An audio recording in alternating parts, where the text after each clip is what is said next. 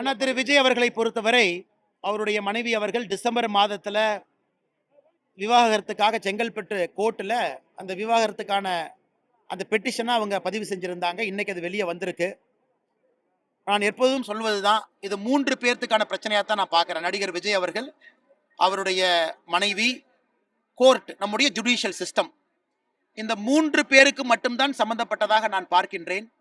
அதுவும் ஒரு தனிப்பட்ட ஒரு மனிதருடைய தனிப்பட்ட வாழ்க்கையாக நான் பார்க்கின்றேன். விஜய் அவர்களுடைய அரசியல் கருத்துக்கு நான் பதில் சொல்ல எப்பவுமே தயாரா இருக்கிறேன். தனிப்பட்ட வாழ்க்கை, மனைவிக்கும் கணவனுக்கும் எங்கிருந்தாலும் கூட ஒரு சந்தோஷம் இருக்கட்டும், எங்கிருந்தாலும் கூட ஒரு அமைதி கிடைக்கட்டும்.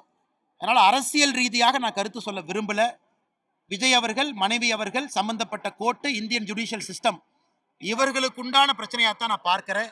அதனால் இதை நான் அரசியல் படுத்த விரும்பவில்லை.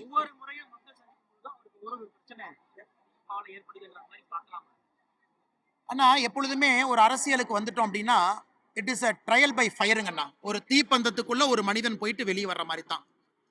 அதுவரை தோண்டப்படாத உங்களுடைய பர்சனல் லைஃப் எல்லாம் நீங்க அரசியலுக்கு வந்தீங்கன்னா தோண்டுவாங்க. அது எல்லா தலைவர்களுக்குமே இருந்தது தான். அது விஜய் அவர்களுக்கு இருக்கு. அவர் அரசியல் வரும் பொழுதே இதையெல்லாம் உணர்ந்து தான் வந்திருப்பாருன்னு நான் நினைக்கிறேன். இதை அவர் கடந்து தான் போகணும், தாண்டி தான் போகணும்.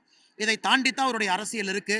இதையெல்லாம் பார்த்து தான் மக்கள் அவரை ஏற்றுக்குவாங்களா ஏற்றுக்க மாட்டாங்களான்னு இந்த எலெக்ஷன் முடிவு செய்யும். அதனால விஜய் அவர்களை பொறுத்தவரை ட்ரையல் பை ஃபயர். ஒரு சினிமா நடிகராக நிம்மதியாக நான் வீட்டில் இருந்திருக்கலாம், நிம்மதியாக நான் ஸ்டார் வேல்யூவோடு இருந்திருக்கலாம். நான் கையை தூக்கி காட்டினா 1,00,000 பேர் எனக்கு ஆரவாரம் செய்யலாம். சிரஞ்சீவி அவர்களுக்கு ஏற்பட்டது தான். எத்தனையோ பெரிய நடிகர்கள் அரசியல் களத்திற்கு வந்த பிறகு ட்ரையல் பை ஃபயர், ப்ரெஷரில் தான் அவங்க வெளியே வரணும். இது புரட்சி தலைவர் எம்ஜிஆர் அவர்களுக்கும் ஆரம்ப காலத்தில் இருந்துச்சு. அதனால் இது பாசிட்டிவ் நெகட்டிவ் நான் சொல்ல விரும்பலை. விஜய் அவர்கள் இதை கடந்து போகணும், இதற்கான விலையை கொடுக்கணும், இதற்கான நியாய தர்மத்தை தாண்டித்தான் ஒரு பயணம் செய்யணும். அதனால் இது ஒரு தனிப்பட்ட ஒரு வாழ்க்கையில் இருக்கக்கூடிய ஒரு பிரச்சனையாக நான் பார்க்கிறேன்.